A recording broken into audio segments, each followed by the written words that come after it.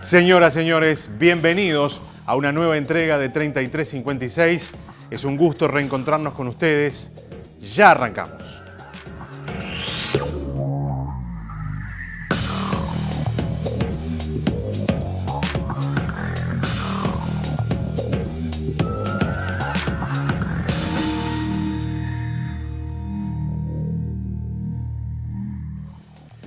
Quien nos va a acompañar esta noche es la historia viva del teatro y de la televisión de nuestro país.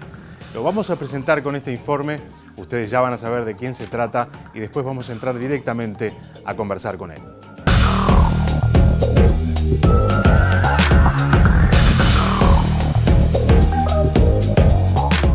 Yo soy Pepe Vázquez, hago un poco de todo, no mucho, hago teatro, esa es la droga de mi vida, actuar, y cocino, arreglo mi casa, no mi cuarto, no mi dormitorio en el sentido tradicional, me baño, me afeito, voy al dentista, se me rompen los dientes, ahora me tengo que hacer una prótesis, en fin, un poco de todo eso.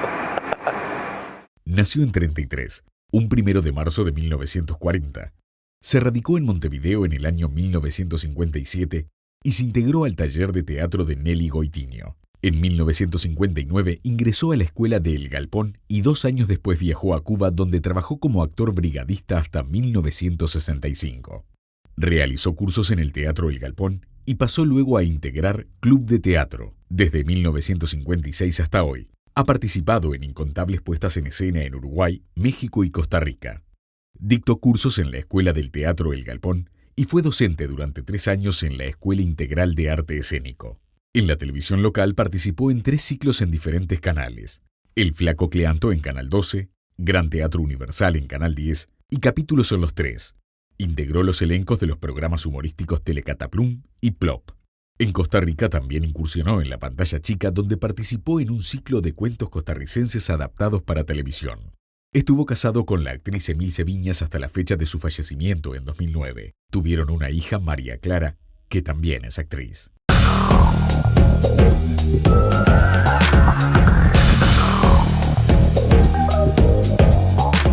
Ya está Pepe Vázquez presentado, está con nosotros ya en el estudio. Hacemos una pequeña pausa y conversamos con este gran actor uruguayo.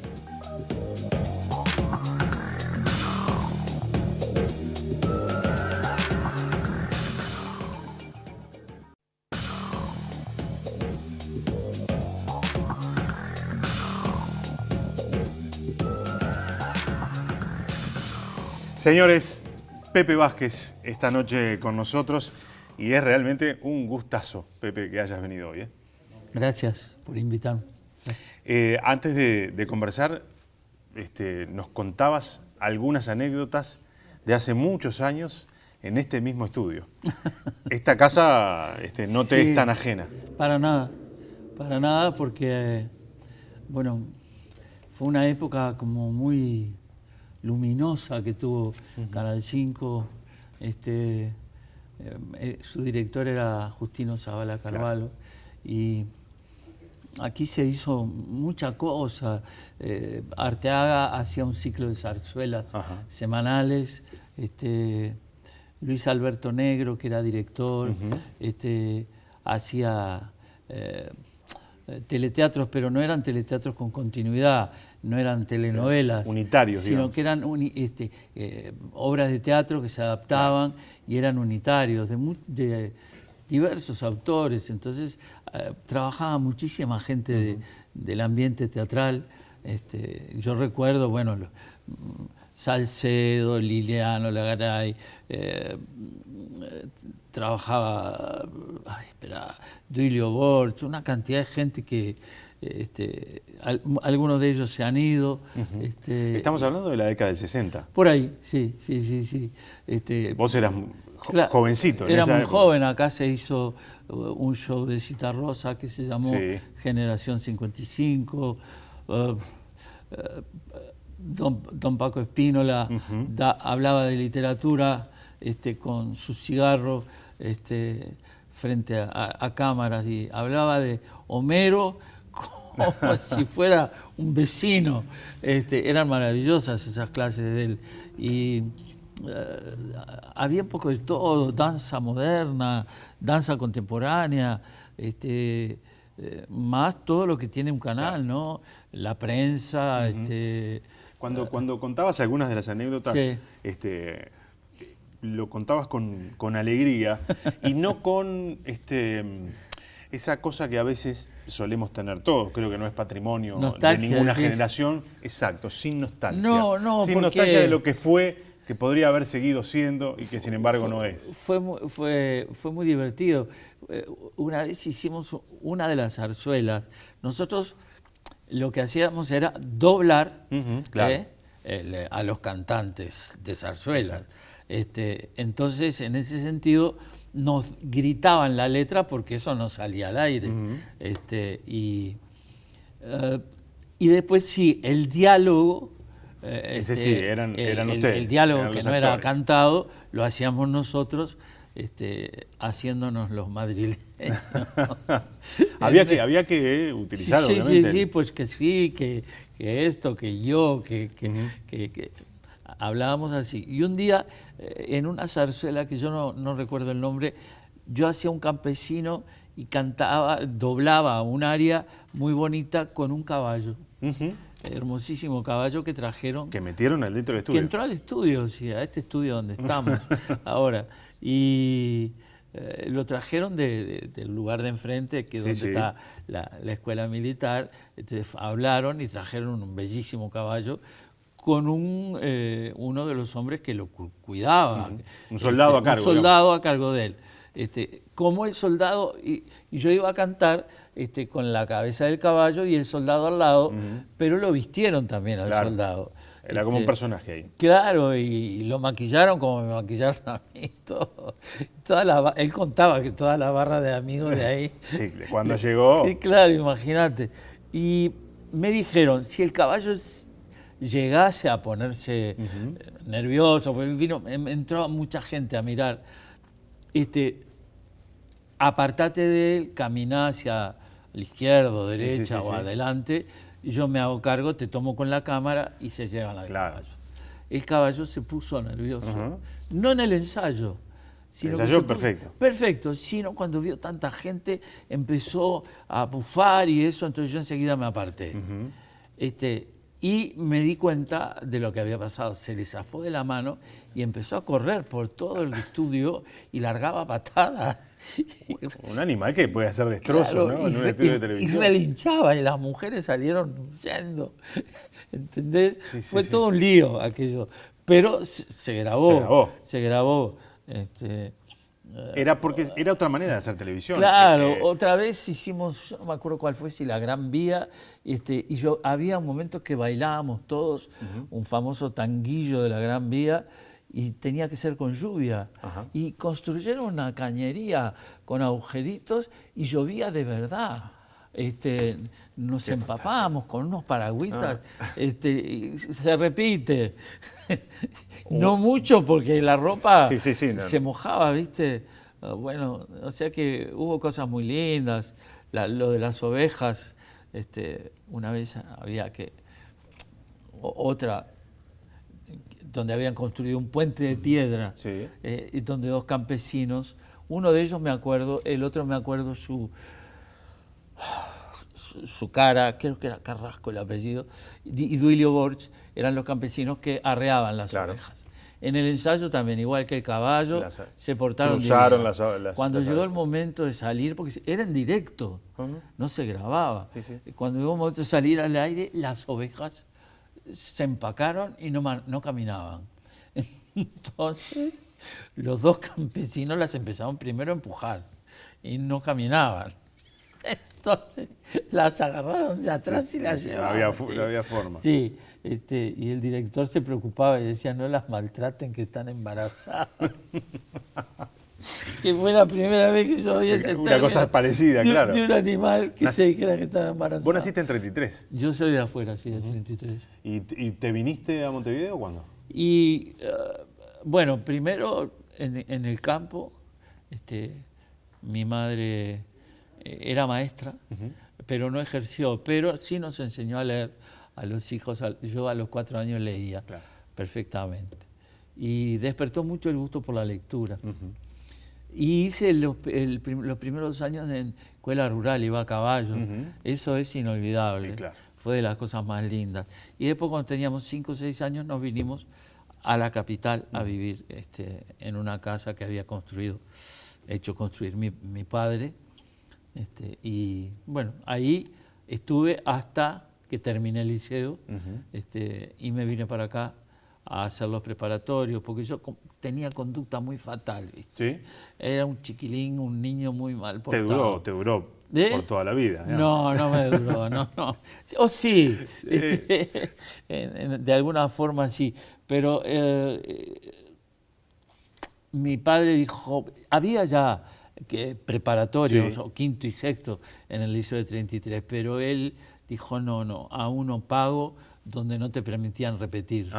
Yo nunca repetí los años, pero bueno, había que estudiar mucho y nada. ¿Qué expectativa tenían esos padres con aquel hijo? Y expectativa de mi hijo el doctor. Tenían una expectativa de un hijo universitario. Y yo, mi expectativa era muy clara. Yo a los 5 años decidí que iba a hacer lo que hacía Johnny Weissmuller en Tarzán el hombre mono, que fue la primera película que vi. Mi madre me la llevó a ver con Maureen O'Sullivan, que era la madre de Mia Farrow, y yo no pude creer que aquel hombre nadara a aquella velocidad, que peleara con los cocodrilos, con los leones, que pegara un grito y aparecieran 10.000 elefantes. Y algo que después aprendí, que él combatía a las tribus africanas que eran todos negros, porque en esa época alguien nos había hecho creer que si un negro de esos nos agarraba, nos metían en una olla, nos cocinaban y nos... pero bueno, después apareció el señor Mandela en el mundo y nos aclaró la cabeza. Tarzán te definió tu vida. Sí, sí, después ya, cuando terminé, iba a pasar al liceo, ya había decidido que iba a ser actor. Primero porque eran épocas de vacas gordas en el país y la Comedia Nacional giraba por todos los departamentos, viajaba con 2 camiones condecorados y se instalaba una semana en cada lugar. Entonces llevaba 3 obras, 4 obras. La única que no me dejaron ver fue Bodas de Sangre, porque yo era menor de edad y tenía escenas de violencia con cuchillos. O sea que no la pude ver a Margarita Sirgun nunca actuar. Mira. Y yo cuando era chiquito decía que iba a ser artista. Claro. Que la palabra actor no la conocía. Después no, después sí.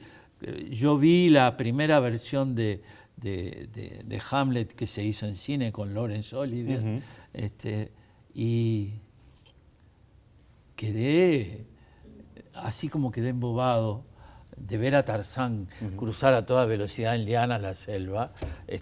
Fíjate que yo estuve como 3 días sentado en el zaguán de casa sin moverme, y recuerdo que mi padre le dijo a mi madre, ¿qué le pasa a este gurí que no se mueve? Yo dice, no sé, desde que veo la película está así. Y yo me imaginaba que la calle donde vivía, que era larguísima y desembocaba a la entrada del hospital, estaba llena de lianas. Y yo iba de liana en liana hasta la puerta del hospital a curar enfermos. Estuviste días reviviendo y fantaseando. Claro. Después cuando vi Hamlet, dije, este es un policial, pero perfecto. Claro. Hamlet. Entonces mis compañeros, cuando entramos al liceo, yo ya había leído más que ellos, pero no porque yo sea más inteligente, sino porque tenía la costumbre de leer. Claro.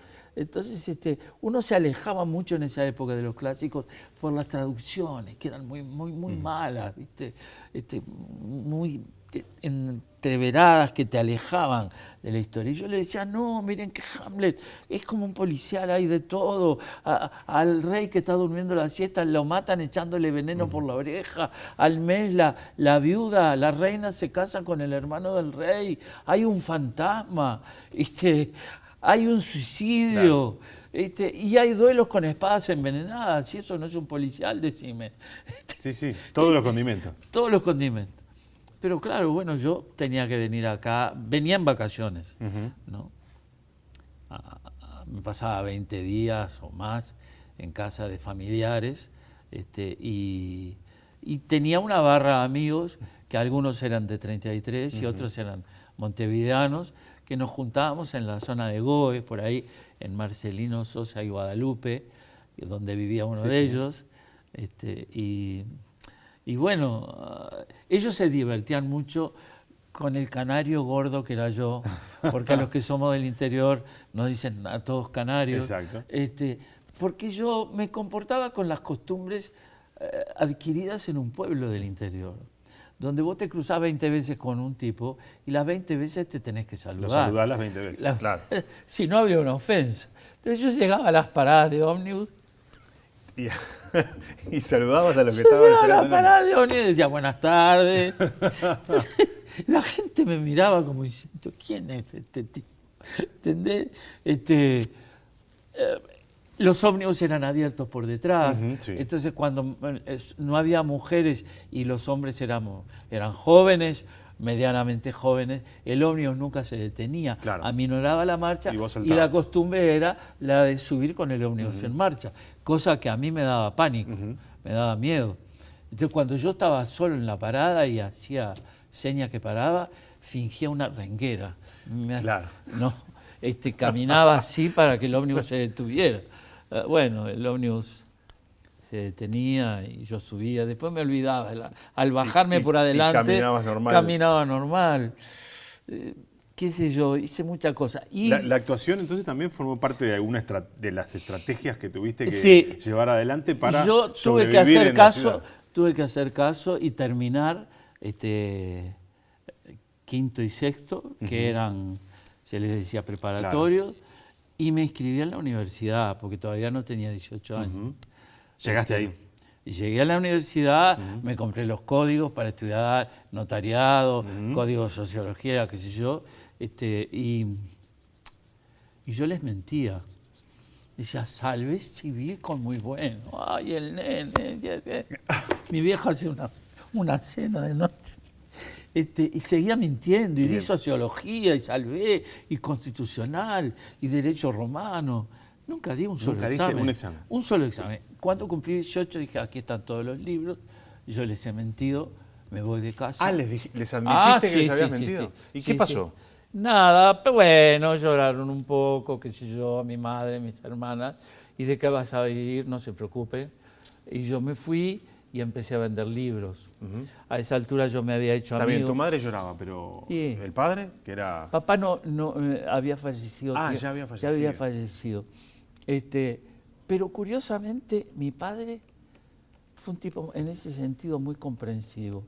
Hasta en el plano político, te diré, cuando él me preguntó un día qué cosa iba yo a votar la primera vez, que por supuesto no voté lo que él votaba, y ni una palabra. ¿Qué votaste la primera vez que votaste? ¿Qué voté? Y voté yo he votado toda la vida a la izquierda. No, sí, Sí, pero sí. ¿te acordás cuál fue la primera lista? Yo voté a los comunistas. Partido Comunista. Sí. Mi padre me había dejado arriba de la almohada una lista del Partido Colorado con un pañuelo colorado, no era rojo, era colorado. Y incluso, bueno, discutió bien pacíficamente conmigo, me dijo, mirá, y me leyó un famoso editorial que había escrito Valle Ordóñez cuando había muerto Lenin. Sí. Que era un editorial donde elogiaba enormemente la figura de Lenin, como protegía y se preocupaba por la vida de los obreros. Después, bueno, la vida siguió, yo dejé de estar dentro del Partido Comunista, digo, pero sigo votando a la izquierda, digo. Y entonces O sea que tu padre entendió aquello. Todo perfectamente, perfectamente.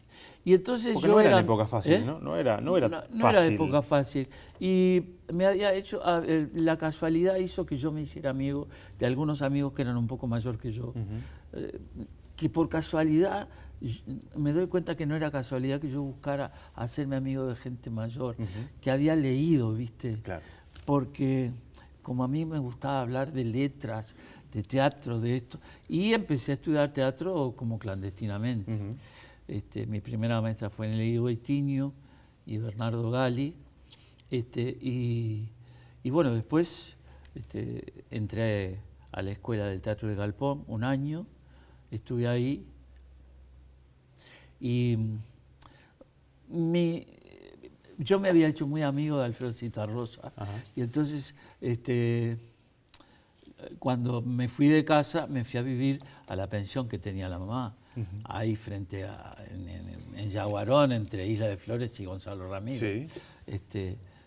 Porque la habitación de él daba a la calle, pero tú seguías subiendo a la casa y estaban las habitaciones de los pensionistas. Pero porque no era aceptable para tu madre que no ir a la universidad y seguir viviendo con ella.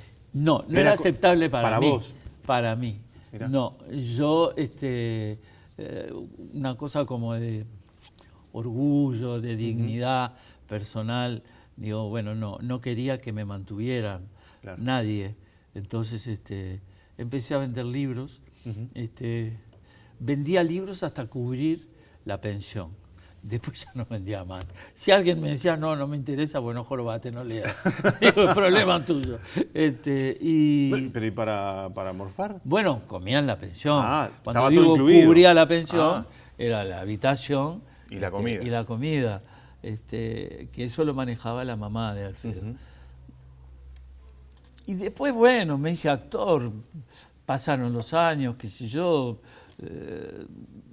la conocí Milce, que era tan loca en ese sentido como yo, que había decidido que nunca iba a trabajar en otra cosa que no fuera o teatro o televisión, y ahí nos enamoramos, formamos familia. Y me vas a contar de eso después de la pausa, ¿te parece? Dale. Hacemos una pausa, señores, seguimos con Pepe Vázquez.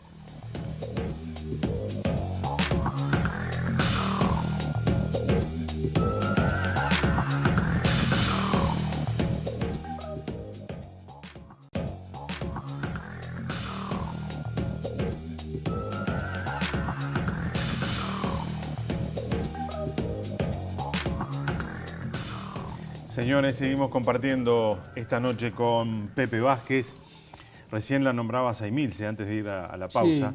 Sí. Y es casi imposible pensarte sin Emilce Viñas. Sí, porque bueno, se dio la conexión. Bueno, ¿cómo la conociste? Primero, yo la conocí como espectador, la veía y desde que la vi la admiré mucho. Hacía como, te diré que hacía todo bien, era muy talentosa, digo, cantaba bien, se movía muy bien y podía, generalmente ella hizo comedia, pero cuando el Galpón hizo cuatro para Chekhov, le tocaba una escena dramática que le hacía de maravilla, que era el final de Las Tres Hermanas, que lo hacía ella sola, y ahí ganó su premio Florencio.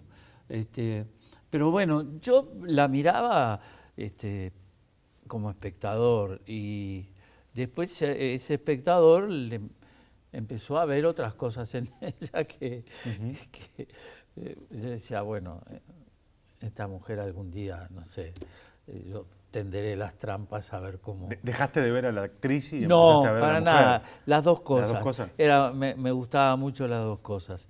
Entonces, nos casamos. Pero mira, yo lo que te quería decir que en esa época en la que yo empecé a estudiar teatro y eso, en la barra esa de amigos de 33, había uno que fue uno de los grandes escenógrafos de este país, Jorge Carrocino, que junto con otros fueron los que diseñaron ese techo anguloso que tiene la sala 18 de julio de Galpón. Sí. Carrocino era un tipo ciclónico. Era un ciclón de energía, de alegría, de vivir, de todo. Y yo con esa cosa temerosa que venía en las vacaciones, el canario, qué sé yo. Todos querían que yo me tirara y que yo subiera al ómnibus en marcha. A mí me daba pánico. Entonces, yo le había comentado a él, este cuento a mí me hace gracia, es divertido. Yo le había comentado, en esa época la Intendencia daba pases libres a determinados funcionarios. Yo no lo sabía. A mí me llamaba la atención que cuando subían al ómnibus determinados hombres, el guarda decía boletos y ellos con mucha cancha hacían ¡pam! Así, como si esta fuera la tarjeta. Mostraban. Y seguían, ¿no? Y yo decía, qué calidad, cómo se mueve. Porque yo me ponía nervioso con las monedas, a veces se me caían, ¿viste? Qué sé yo. Y ellos hacían, chácate. Eran como bailarines de una comedia musical para mí. Se lo comenté a Carrocino. No era por el hecho de no pagar el boleto. No. Entonces él un día, fíjate lo que me dijo, era en época de tranvías. El tranvía fue uno de los transportes más poéticos que tuvo Montevideo. Era divino viajar en tranvía. Entonces él me dijo un día, mira gordo, dice, fíjate en la numeración del boleto del ómnibus, porque si un día te toca numeración Capicúa, guárdalo porque te sirve de pase libre en un tranvía. Te hizo el cuento del tío. Y yo me lo creí. Sí. Yo me creía todo en esa época. Entonces miraba, y un día ¡zas! 1661, nunca más me olvidé de ese número. Lo doblé, me lo puse, porque yo tenía la orden de mis viejos que los domingos tenía que ir a casa de mi abuela paterna a almorzar al Parque Rodó. Entonces, bueno, llegó el domingo con el boletito barato. Y en 18 y Magallanes pasaba un tranvía que iba por Julio Rey, Raicí, después y todo, y me dejaba cerca de la calle Patria. Y lo esperé con unas masitas, creo, o flores que yo siempre llevaba. Me senté, iba poca gente, los asientos eran comodísimos, de pajilla, hermosos. Me senté y me puse así. Iba a cometer mi primer acto montevideano, ¿viste? Entonces vino el guarda y oigo que me dice, boleto. Y yo sin mirarlo le respondí, Capicúa. Y el tipo... el tipo pensó que él no había oído bien, que algún moscón le habían dado por el oído. Entonces levantó la voz. Me dijo, joven, boleto. Entonces ahí lo miré. Pero no saqué el boleto. Claro. Le dije, tengo un Capicúa. Y el tipo me dijo, mirá. A esa altura se había olvidado venderme el boleto. Estaba viendo a un tipo que le parecía loco, medio raro. Entonces, ¿y eso qué es? Me dijo él. Entonces yo pensé, me habrán ensartado. Entonces se lo saqué y se lo di. Y él lo desenvolvió así, ¿viste? Y miró, dijo, mirá vos, sí, es Capicúa. Me lo dio. ¿Y? Y le hice este cuento que te hago a vos. Y se mató. Le vino un ataque de risa. Claro. Y dice, sí, hoy no pagué boleto, te sirve de pase libre. Para hoy te sirvió Fue de pase la única vez claro, que no pagué boleto, mira. Pero volviendo a ese tema que me habías preguntado de mí, dice, sí, un día me llamaron del canal para hacer un personaje episódico. Tuvo mucho éxito. ¿De qué canal? En 12. En el 12. En el 12, televisión blanco y negro era. Estábamos haciendo en esa época el Flaco Cleanto. Sí. Y gustó mucho, entonces Jorge lo siguió poniendo. Y coincidió además que Emilce y yo, por distintos proyectos, estábamos haciendo una dieta macrobiótica en el primer restaurante macrobiótico que hubo en Uruguay, que fue en la esquina de Brecha, Ituzaingó y Reconquista, en ese edificio esquinado que tiene un balcón enorme. Frente al club. Al club, frente a EBU. A EBU, claro. Entonces ahí empezó entre bolsas de arroz integral, se fue generando una pasión, ¿viste? Y bueno, creo que a los 3 meses nos casamos. Noviazgo cortito. Pues sí, ya teníamos 30 y pico de años, claro. Digo, no había que pensarlo mucho, digo. Cómo le propuse casamiento fue también insólito, porque una amiga mía, muy amiga, que ya falleció, me dijo, mira, necesito conversar con vos por un problema, qué sé yo. Digo, bueno, yo ya trabajábamos en el restaurante porque se lo compramos al dueño. Ah, mira. Como socios. Entonces le digo, almorcemos en el local de AEBO, ¿no? Entonces nos sentamos a comer y yo a escucharla, pero ella me dice, estaba en el balcón, con los pies en una palangana porque estaba esperando a la pedicura. Entonces, mi amiga Ana María me dijo, dice, por favor, salí de acá, anda a casarte con esa mujer, no haces más que mirarla, no me escuchaste nada lo que te dije. Estuvieron ella tratando de conversar contigo y vos mirando a Sí, yo le decía que sí, pero yo miraba al balcón. Está bien, salí, anda, yo pago.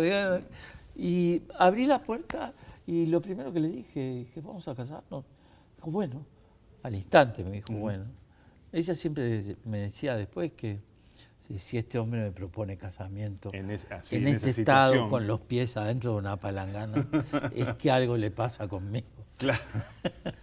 Bueno, y de ahí en adelante una vida juntos, sí, trabajando, porque el trabajo también los unió. Claro. El exilio. También, sí.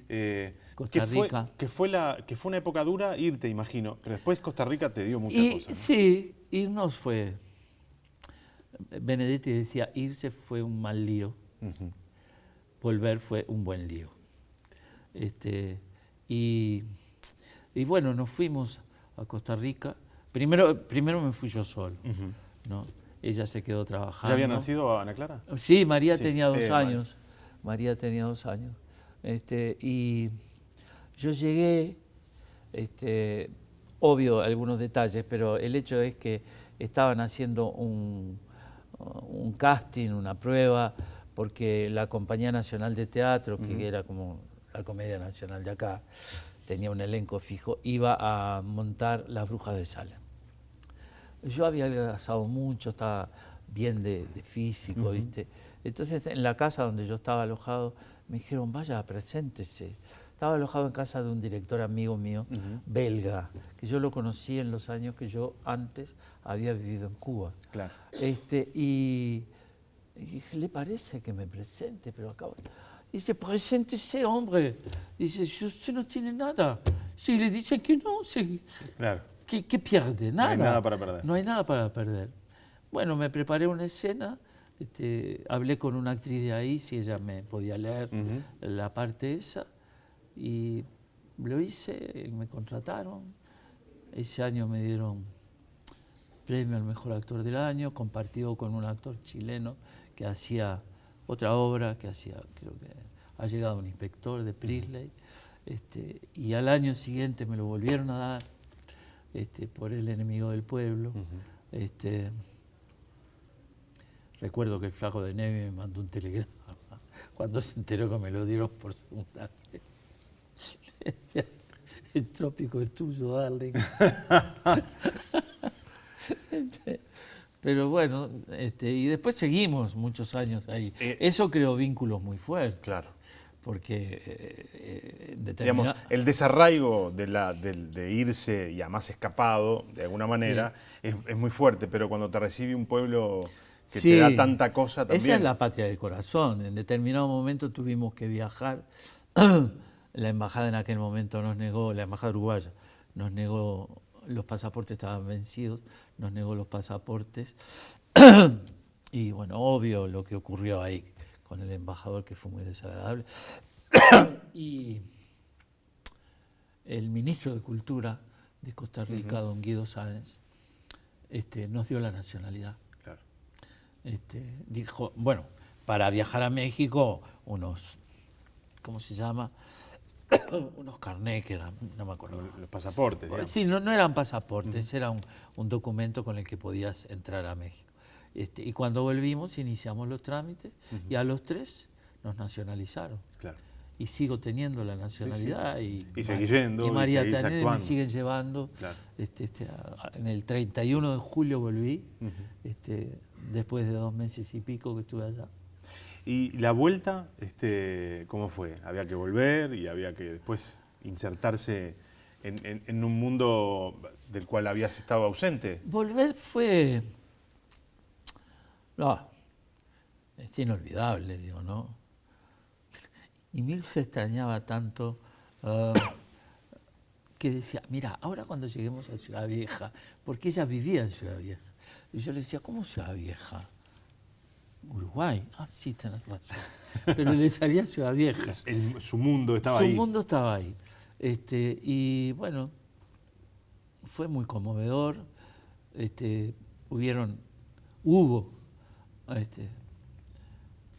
alguna tragedia personal en los compañeros del Galpón, digo, que perdieron un hijito de 4 o 5 años a los 2 días de llegar. Y al mes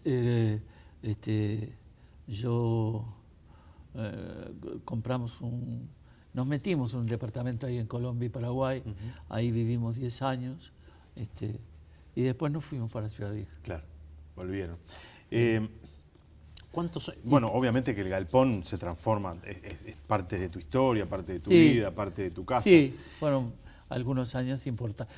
Sobre todo lo que el Galpón hacía en el exterior por la recuperación democrática era ejemplar. Volvería a hacerlo hoy de mi manera. Después, cuando volvimos, tuvimos desencuentros y la mejor medida fue irme, digo, porque en una pareja, digo, no es uno solo el culpable o el responsable, digo, en las dos partes hay desentendimientos. Y entonces, bueno, me fui, Jorge Sheck en aquel momento me dijo, el canal es tu casa, vuelve cuando quieras, y bueno, me fui al canal, y al mes y pico, 2 meses, se fue Milce también, y retomamos la ruta que nosotros hacíamos, ¿no? Claro. De hacer espectáculos. Claro, trabajar en televisión, viste que te da una dimensión, te potencia a todo el país. Vos salís 2 semanas en televisión y te conoces todo el Uruguay. Entonces eso nos facilitaba que nosotros podíamos preparar espectáculos y nos compararan en el interior. Claro. ¿Entendés? Eso fue así hasta que se terminó el canal, se terminó Plop. Y bueno, seguimos trabajando bien, nos defendíamos, y hasta que un día, bueno, me llamaron de la comedia. Claro, y ahí también fue como un quiebre, ¿no? ¿Estabas ahí? Sí, trabajamos juntos. Al poco tiempo te fuiste, ¿no? Sí, exacto. Sí.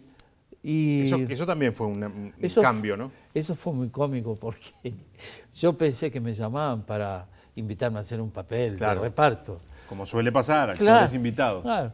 Entonces cuando llegué... Era Héctor Manuel Vidal. Héctor Vidal, con quien fuimos muy, muy amigos toda la vida, me dijo, ¿qué voy a hacer? Sentate, dice. Y me ofreció el cargo. Y yo, como un estúpido, dije, bueno, lo voy a pensar. Me hice el interesante, ¿viste? Lo voy a pensar. ¿Me das 2 días? Sí, no más. Claro. Porque esto nos llevó un tiempo largo, la preparación porque entrábamos 4, Lucio, Bolani, Mario Ferreira y yo. Entonces, iba en el ómnibus, y cuando el ómnibus iba por la Plaza Independencia rumbo a mi casa, dije, ¿qué tengo que pensar? No había mucho para pensar, Entonces me bajé, entré a una licorería, me bajé allá en Plaza Independencia, compré el vino más caro que había y entré a casa. Mi hija estaba esperando su primer hijo y Milce me vio con aquel vino y lo miró y dijo, ay, Pepe, ¿cómo gastaste en esto? Y ya me cayó encima. Dice, todavía no cobramos la función de Pando, porque vivíamos así. Sí, ¿no? claro. Un poco los gitanos. Y yo le dije, perdóname, dije, estás hablando con Nato. Del rezongo pasó al llanto de la emoción. Y bueno, y ahí estuve hasta que ella se enfermó y se fue. Y debo decir que en aquel momento yo ya había cumplido, cuando tenés 70, te tenés que jubilar. Claro. Mario me ofreció un año más cuando se enfermó y yo lo acepté, porque siempre que tenés un enfermo de esas características, te dicen que, no sé, que en el Tala hay un yuyero especial, y allá te vas desesperado a comprarlo, que en tal lugar junto con ese yuyo hay un masaje especial, lo traes al masaje. Claro. Entonces me dijeron, pero tenés que hablar con los ediles, porque ellos, en este caso, son ellos los que deciden. Pasa por la Junta Departamental. Y debo decir que todos los partidos fueron de una comprensión conmovedora conmigo por el tema. Y bueno, todos. ¿Qué se terminó, si es que se terminó algo cuando Emilce se fue? Ah, sí, claro que se terminó. Se te termina la mitad de tu vida. Te quedás. Yo además, mira, unos meses antes, tiempo antes que ella se enfermara, había ido un matrimonio amigo a cenar a casa, estábamos tomando vino y yo estaba medio piripipí, entonces le digo, mirá, empezamos a hablar de los años, de la vida, digo, mirá, gordita, si vos te morís antes que yo me pego un tiro porque yo sin vos no voy a saber vivir. Y cuando ella me hablaba en serio, me agregaba el apellido. Vázquez. Sí, entonces me decía, ay, Pepe Vázquez, me dijo, acabas de decir una estupidez, me dijo. Si vos te morís antes que yo, me dijo, yo te voy a llorar. Un tiempo, no te hagas ilusión. Le salió la comediante también. Sí. Pero ella lo decía natural, de verdad. Vos te reías porque era cómica al decirlo, pero no porque pensaba, me estoy haciendo la cómica. Un tiempo, después voy a agarrar todas tus pizzas y la voy a tirar al diablo. Vos tenés que perder, vos tenés una ilusión romántica del siglo XIX, me dijo, de que yo me vaya a quitar la vida por vos, ni lo sueñes. Ni lo sueñes. La vida, eso es lo que vale. Y ella me preparó en esos 6 meses que le duró su enfermedad. Me preparó, me generó, claro, después esos 2 o 3 años de duelo que tenés, a mí me llevaron 5. Claro. ¿Por qué se te hace más difícil vivir sin una persona que era como esos extractores de la luz solar? Claro. ¿Viste? Y Emilce siempre estaba generando proyectos de vida y hagamos esto y mañana lo otro. Y decía, llama a fulano, venga. ¿Entendés? Era un motor. Era un motor, claro. Y entonces, claro, eso... yo no digo... La gente me pregunta, ¿vos podés decir que fuiste feliz? Yo creo que la palabra felicidad es muy delicada. Yo fui un hombre colmado, porque me pasaron las cosas que le pasan a la gente. ¿Te enamoraste? No me pasó nada que no le pase a nadie de los que están acá esta noche trabajando, ¿verdad? El primer hijo que tuvimos... lo perdimos a las 20 horas de nacer. Bueno, eso no se olvida más. Y Emilce no lo llegó a conocer porque ella la operaban.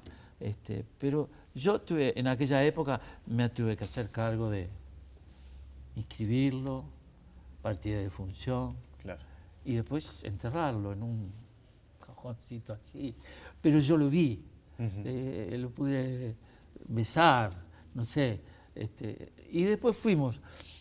al tiempo, porque ella, imagínate cómo quedó, fuimos al tiempo a ver un psiquiatra famosísimo, que después se fue, el doctor Gómez Mango, que nos escuchó y dijo, bueno, miren, yo pastillas no les voy a dar.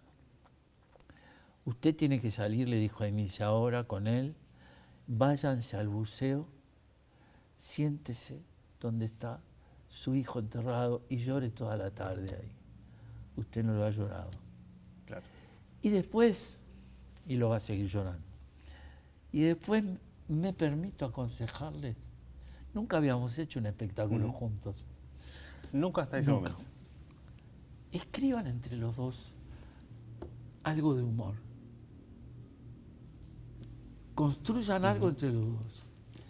hicimos un espectáculo que tenía para nosotros un título irónico, no para la gente, que se llamó Ríase Señor. Nos fue fantástico, con un guitarrista, en ese hotel que está ahí cerquita de la jefatura por Colonia, el Hotel California, Sí. y que tiene un subsuelo muy lindo que se llamaba Procopio. Procopio fue el nombre del primer café concert francés, y ellos le habían puesto. Y ahí hicimos un espectáculo que se volvió loca la gente, se divertía, se reía. Y fue producto de un... Y fue producto de un empuje que nos dio este médico y que nos hizo mucho bien. Nos hizo mucho bien porque además nos generó un trabajo, Claro. ¿entendés?